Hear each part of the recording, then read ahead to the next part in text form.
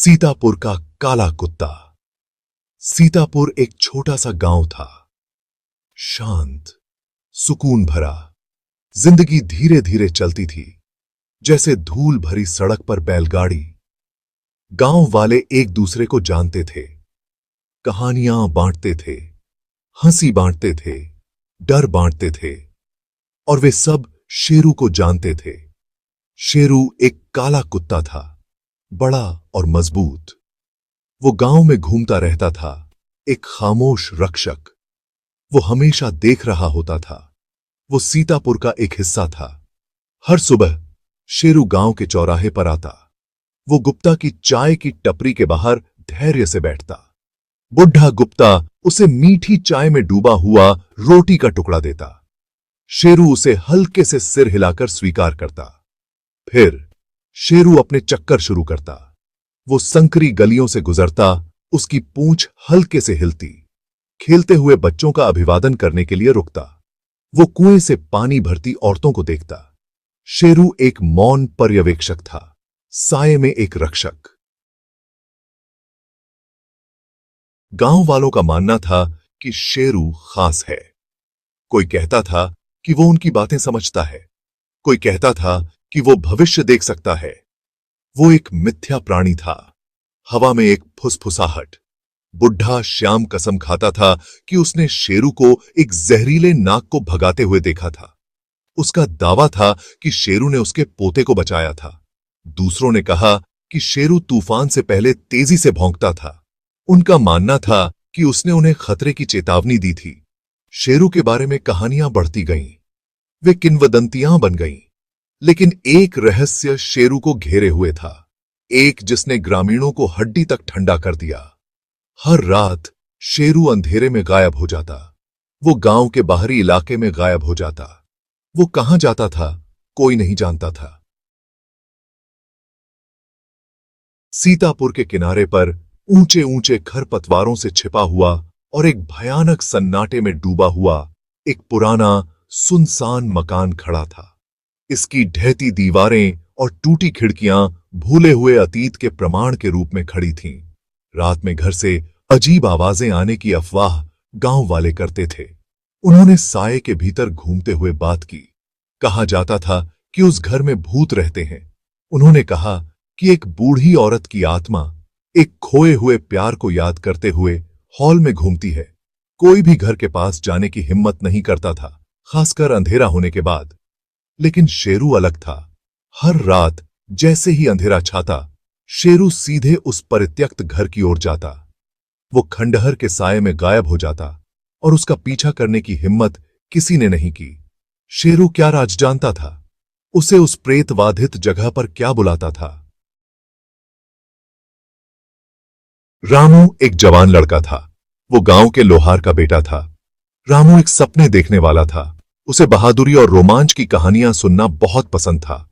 वो शेरू को अपना आदर्श मानता था। वो चाहता था कि काश वो भी उस कुत्ते की तरह बहादुर होता। एक रात रामू ने फैसला किया कि उसके पास रहस्य के लिए पर्याप्त है। वो शेरू का पीछा करने वाला था। वो उस परित्यक्त घर के बारे में सच्चाई का पता लगाने वाला था। जैसे ही सूरज क्षितिज से नीचे डूबा, सीतापुर पर लंबी परछाई पड़ गई। रामू अपने घर से बाहर निकल गया। उसने शेरू का पीछा किया, एक सुरक्षित दूरी बनाए रखी। वे गांव के किनारे पर पहुंचे। हर कदम के साथ अंधेरा घना होता गया। रामू ने देखा कि शेरू बिना आवाज किए पुराने घर की टूटी दीवार में एक गैप से फिसल गया। पुम्बे दुम्बा। वो एक पल के लिए रुका। उसका दिल उसकी छाती में जोरों से धड़क रहा था। फिर एक गहरी सांस लेते हुए रामू कुत्ते के पीछे अंधेरे में चला गया। 86।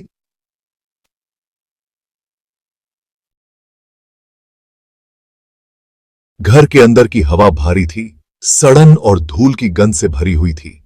छत में दरारों से चांदनी अंदर आ रही थी, जिससे हवा में नाचते हुए धूल के कण जगमगा रहे थे। सन्नाटा निरपेक्ष था, केवल रामू के अपने दिल की धड़कन से टूटता था। रामू ने एक कदम आगे बढ़ाया। उसका हाथ ठंडी, नम दीवार से टकरा गया। वो अपनी ही सांसों की आवाज को सन्नाटे में गूंजते हुए सुन सकता था। डर ने उसे जकड़ लिया, लेकिन उसने उसे नीचे धकेल दिया। जिज्ञासा और साहस के एक अजीब मिश्रण से प्रेरित होकर, शेरू, उसने धीरे से पुकारा। उसकी आवाज सन्नाटे में थोड़ी कांप रही थी। कोई जवाब नहीं था, केवल उसकी अपनी आवाज की गूंज जीर्ण शीर्ण दीवारों से टकरा रही थी। उसने एक और कदम उठाया, फिर दूसरा, परित्यक्त घर के दिल में गहराई से उतरते हुए। ऐसा लग रहा था जैसे अंधेरा उस पर दबाव बना रहा हो, घुटन हो रही हो। लेकिन वो हिलता रहा। उसकी आंखें अंधेरे को भेदने के लिए तनावग्रस्त थीं। अचानक रामू ने उसे सुना।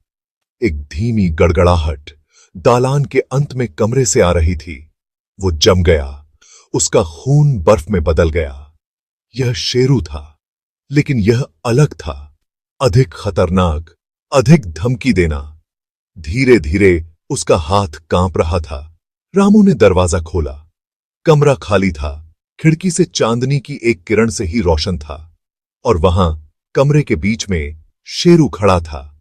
लेकिन कुछ गड़बड़ थी। यह कुछ और था, कुछ बड़ा, कुछ राक्षसी। और फिर जैसे ही यह प्रकट हुआ, छाया चली गई। फिर एक फुसफुसाहट के साथ वो मुड़ा और रामू के पीछे भागा, घर से बाहर रात में। जब तक वो सीतापुर की जानी पहचानी गलियों में नहीं पहुंच गया, तब तक वो दौड़ना बंद नहीं किया। अगली सुबह सीतापुर पर सन्नाटा छा गया। रक्षक, मौन पर्यवेक्षक शेरू चला गया था। वो अपनी सुबह की रोटी के लिए चौक में नहीं आया। उसने बच्चों का अपनी पूंछ हिलाकर अभिवादन नहीं किया। वो कहीं नहीं मिला।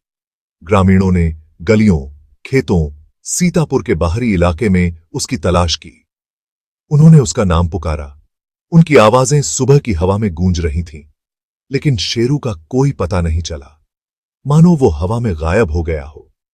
तभी दूध वाले की बेटी नन्ही प्रिया गांव के चौराहे पर दौड़ी हुई आई। उसका चेहरा पीला पड़ गया था, उसकी आंखें डर से फैली हुई थीं। उसने उस सड़क की ओर इशारा किया जो उस परित्यक्त घर की ओर जाती थी। शेरू, वह फुसफुसाई। उसकी आवाज कांप रही थी। वो उस प्रेतवाधित घर के पास है। ग्रामीणों का एक समूह, उनके चेहरे चिंता और भय की बढ़ती भावना से सराबोर प्रिया का पीछा करते हुए सीतापुर के बाहरी इलाके में पहुंचे। वे सावधानी से उस परित्यक्त घर के पास पहुंचे। उनकी निगाहें ऊंचे ऊंचे आंगन को देख रही थीं, और वहां रास्ते के बीच में शेरू पड़ा था। उसका शरीर शांत था, उसकी आंखें बंद थीं। वो शांत लग रहा था, मानो सो रहा हो। लेकिन ग्रामीणों को पता था, शेरू चला गया था। शेरू की मौत की खबर जंगल की आग की तरह पूरे सीतापुर में फैल गई। गांव में दुख की लहर दौड़ गई। उनका रक्षक, उनका मौन साथी शेरू मर चुका था, लेकिन उनके दुख में भी हवा में डर समाया हुआ था। शेरू के साथ क्या हुआ था? उसने उस परित्यक्त घर में क्या देखा था? सवाल हवा में भारी पड़े थे, अनुत्तरित और परेशान करने वाले। गांव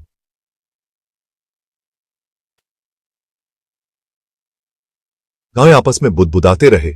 उनकी आवाजें धीमी हो गईं। उनकी निगाहें घबराहट से शहर के किनारे के खंडहरों की ओर देख रही थीं।